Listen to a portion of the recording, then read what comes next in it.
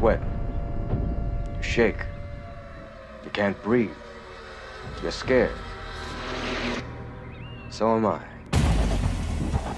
A man's got to be prepared for death. Not up there. It's mistakes that get pilots killed. Come on, Greg. Come on and say it, Greg! It was my fault! I killed a man, Greg, all right? But you weren't there, No, but I put you in command, didn't I? We're all afraid.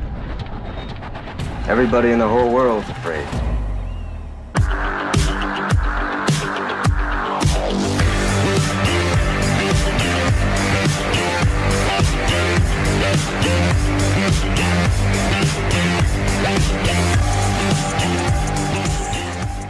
Salut à tous, on se retrouve pour une nouvelle vidéo Lumière Sûre, et aujourd'hui je vais vous parler d'un petit manga en 2 tomes que j'avais lu il y a pas mal de temps déjà. À l'époque, je m'étais dit tiens, un jour faudra que j'en parle en vidéo. Je l'ai relu et je me suis dit ouais, faut vraiment que j'en parle en vidéo. Alors ce manga c'est donc Sous le ciel de Tokyo, il est en 2 tomes, et l'auteur, eh bien pour être honnête, je ne peux pas vous dire grand chose sur l'auteur parce que c'est le premier manga de lui que je lis, mais je me suis bien sûr renseigné un petit peu avant de faire cette vidéo, et il semblerait que ce soit un auteur qui est spécialisé d'une certaine manière dans les récits de guerre et dans les récits qui mettent en scène l'aviation, voilà, les pilotes de chasse, etc., etc. Et vous allez le voir, le manga qui nous intéresse aujourd'hui, eh bien il ne déroge pas à cette règle. Alors Sous le ciel de Tokyo, de quoi ça parle? Eh bien il va mettre en scène la vie d'un couple pendant la guerre du Pacifique. Donc le manga commence dans les années 1943 et ça va couvrir jusqu'à la fin de la guerre du Pacifique, donc jusqu'à la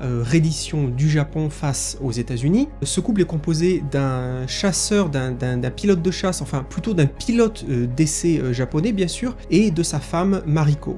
Alors selon les chapitres, le manga va illustrer parfois des missions de ce pilote, parfois la vie du couple ensemble lorsque le pilote n'est pas en mission, ou encore ailleurs, il va illustrer des scènes de la vie quotidienne de la femme du pilote. Alors présenté comme ça, j'en vois venir certains qui doivent se dire « oulala, un manga sur les avions, ça a l'air super chiant ce truc là ». Alors non, je vous rassure, si vous pensez que le manga va se focaliser à fond sur les avions, sur les combats, en réalité pas vraiment. Le manga se focalise plus sur la vie des gens, que ce soit les militaires ou les civils, pendant la guerre du Pacifique.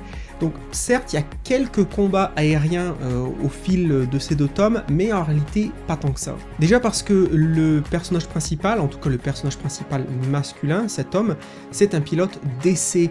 Donc il ne participe pas vraiment au combat. Lui, son boulot, c'est plus de tester les nouveaux avions, les prototypes, de tester les nouveaux types de carburant, les carburants alternatifs, puisque à l'époque ils avaient eu un problème de pénurie en kérosène pour les avions.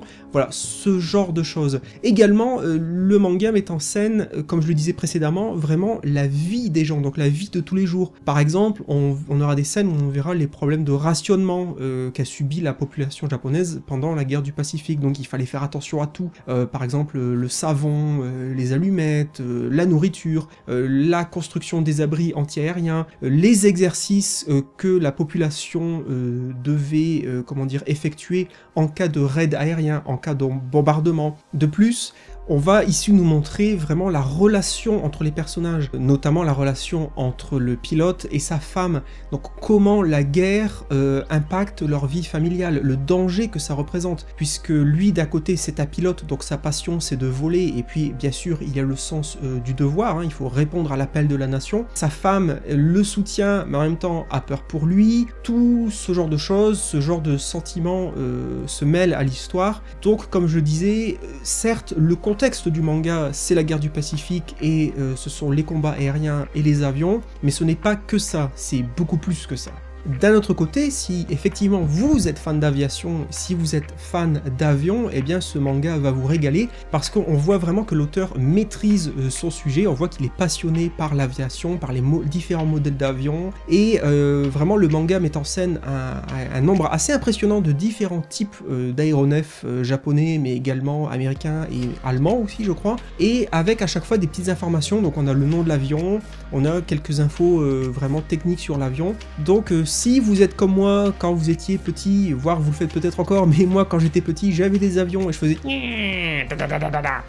Voilà, vous voyez le truc. Je pense que ce manga va vraiment vous plaire parce que ça nous plonge un petit peu dans cette passion des avions. Également, le manga est très riche en histoire puisque certes, les personnages sont fictifs dans l'ensemble, mais le contexte du scénario, évidemment, est réel. Donc le manga met en scène certaines batailles, il y a des cartes, on nous dit tiens, là il y a telle bataille qui s'est passée à telle date, à tel endroit, ça a fait autant de morts. Donc c'est assez riche en informations historiques pour tous les passionnés de la guerre du Pacifique. De plus, le manga évidemment met en scène la guerre du Pacifique, mais d'un point de vue pratiquement exclusivement japonais. Certes, les Américains sont présents dans le récit, mais de manière, j'ai envie de dire, indirecte. Il y a les avions américains, etc.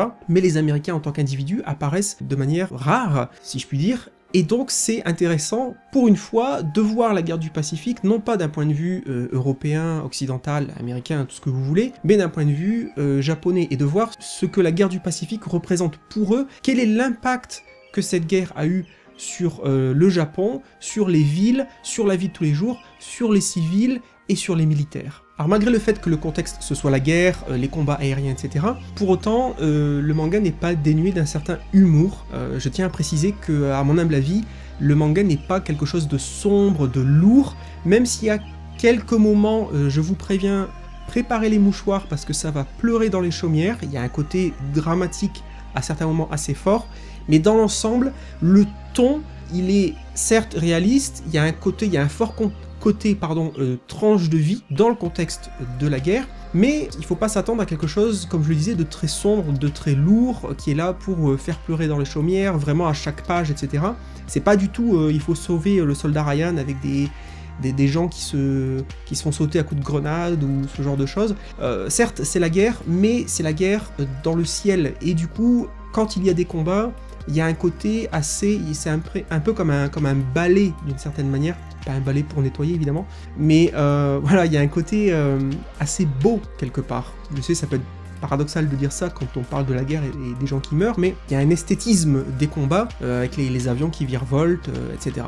Et donc je le disais, il y a un certain humour, notamment au travers des deux personnages principaux, donc dans leur vie de couple, et particulièrement lorsqu'il s'agit de suivre la femme du héros, entre guillemets, qui est assez têtue, et qui s'amuse un petit peu à faire, entre guillemets, des farces à son mari, qui trouve des moyens de rendre la situation un peu moins sérieuse de temps en temps. Donc il y aura pas mal de passages qui devraient vous faire sourire normalement. Au niveau du dessin, je dirais que c'est un dessin dans l'ensemble, moi personnellement, que je trouve très très agréable, qui va plus du côté réaliste, en tout cas pour ce qui est des décors, et surtout pour ce qui est des avions. Les avions sont dessinés, c'est presque du photoréalisme, c'est très très impressionnant. Pour les personnages en eux-mêmes, je dirais que c'est un style manga traditionnel, sans tomber dans l'excès, mais voilà, on a des faciès voilà, attendues dans le style manga, avec des